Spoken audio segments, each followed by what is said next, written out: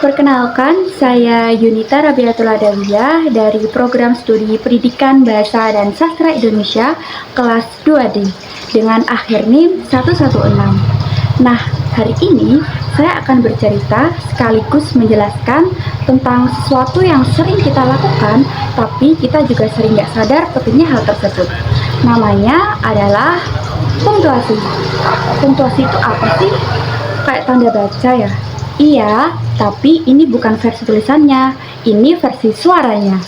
Nah, jadi gini, coba bayangin kamu lagi ngobrol sama orang, tapi dia ngobrolnya cepet banget, nggak ada jedanya, nadanya juga datar. Pasti kamu bingung, sebenarnya orang ini ngomong apaan sih?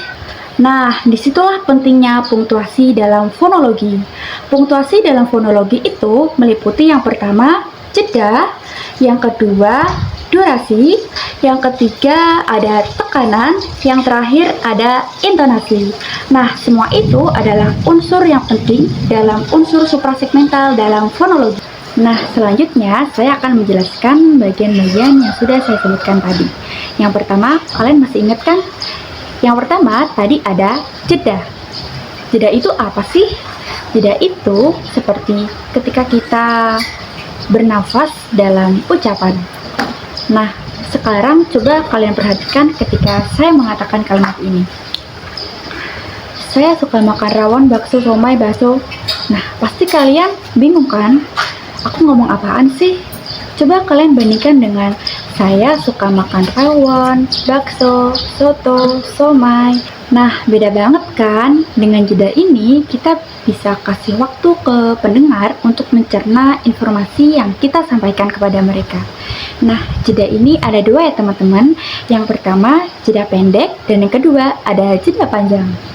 Nah, kalian udah paham belum sama penjelasan terkait jeda tadi?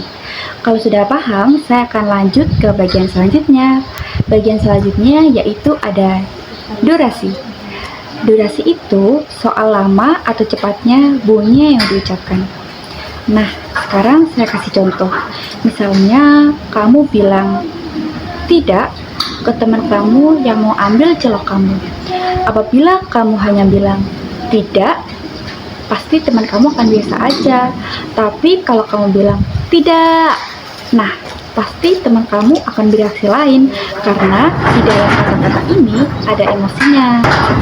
Nah, dengan durasi ini kita bisa nunjukin rasa marah, kaget, sedih, senang, dan perasaan lainnya. Nah, bahkan bisa bikin orang ngerti seberapa penting pesan yang kita sampaikan. Nah, setelah paham, kita akan lanjut ke bagian selanjutnya, yaitu tekanan. Tekanan itu biasanya nempel di suku kata tertentu dalam kata. Nah, langsung saya kasih contoh aja ya. Misalnya ketika kamu bilang kalimat ini ke pacar kamu. Misalnya kalian bilang, aku sayang kamu. Coba kalian bandingin dengan aku sayang kamu. Nah, tekanan ini bisa ubah fokus maknanya. Kamu bisa nunjukin tekanan kata untuk menunjukkan kata yang penting. Nah, selanjutnya kita bahas ke bagian yang terakhir. Kalian masih ingat gak apa? Ya, itu adalah intonasi.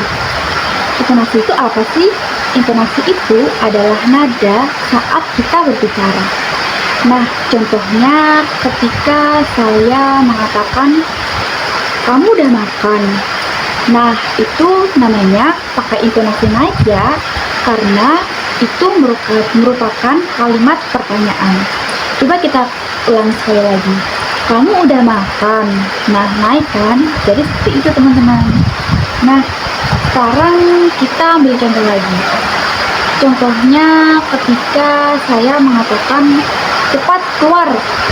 Nah, itu kan intonasinya turun dan tegas karena itu adalah kalimat perintah dan ada emosi di dalamnya.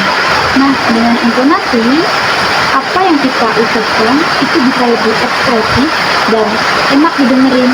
Dengan intonasi, kita bisa menunjukkan apakah kita sedang marah, senang, gembira, atau sedih. Dengan intonasi ini, semua akan paham dan tidak bingung apa yang kita bicarakan. Nah, sekarang kan saya sudah selesai menjelaskan bagian-bagian tadi. Sekarang kita masuk ke kesimpulannya ya teman-teman. Nah, kesimpulannya adalah punctuasi itu membuat percakapan kita lebih mudah karena bisa lebih jelas, lebih mudah dimengerti, dan tentunya lebih ekspresif. Tanpa itu, komunikasi akan membingungkan. Nah, sekian penjelasan yang saya sampaikan. Apabila ada kesalahan kata, saya mohon maaf. Wassalamualaikum warahmatullahi wabarakatuh.